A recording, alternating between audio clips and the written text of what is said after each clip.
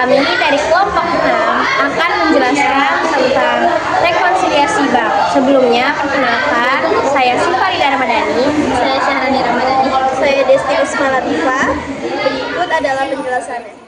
Rekonsiliasi bank. Seberapa penting sih rekonsiliasi bank? Ayo kita bahas.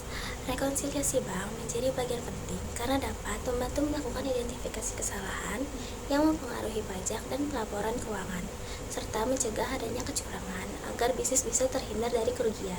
Selanjutnya, ada pengertian rekonsiliasi bank.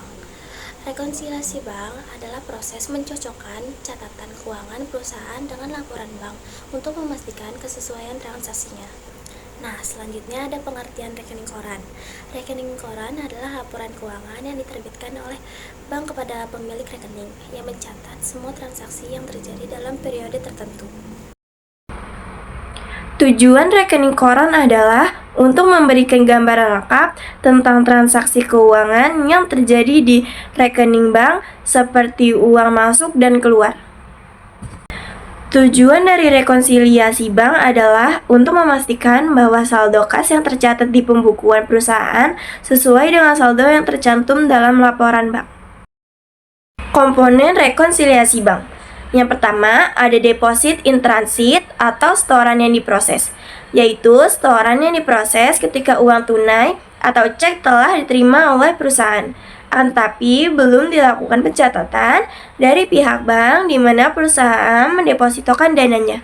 Selanjutnya ada outstanding check atau cek beredar, yaitu cek pembayaran yang dicatatkan oleh perusahaan penerbit tapi belum jelas kapan dicairkannya dari akun bank. Selanjutnya ada non-sufficient fund check atau cek kosong, sebuah cek yang tidak dihargai oleh bank dari perusahaan yang menerbitkan cek karena saldo dalam cek ini tidak mencukupi sehingga sulit untuk dicairkan. Penyebab terjadinya rekonsiliasi bank yaitu karena perbedaan saldo antara catatan keuangan perusahaan atau buku kas dan laporan bank atau rekening koran. Perbedaan ini sering terjadi karena adanya perbedaan waktu pencatatan, kesalahan, atau transaksi yang belum diproses. Penyebab lainnya yaitu yang pertama, piutang wasal. Piutang wasal bisa diartikan sebagai hutang klien yang menggunakan surat perjanjian yang mengikat serta menjamin berupa aset jika sewaktu-waktu terjadi masalah. Yang kedua, deposit in transit. Deposit in transit disebut sebagai setoran dalam perjalanan dan umumnya terjadi saat terdapatnya setoran dana di akhir bulan yang telah dicatat oleh perusahaan. Yang ketiga, beban dan pendapatan bank. Bank yang dimaksud bisa berupa beban administrasi, biaya layanan, ataupun biaya penulisan cek, serta beban bank lainnya. Yang keempat, outstanding check. Outstanding check merupakan cek yang masih beredar dan dapat menyebabkan terjadi suatu rekonsiliasi bank. Yang kelima, kesalahan pencatatan.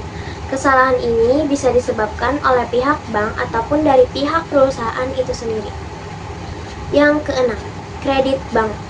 Kredit bank bisa berupa penagihan ataupun deposito dari pihak bank.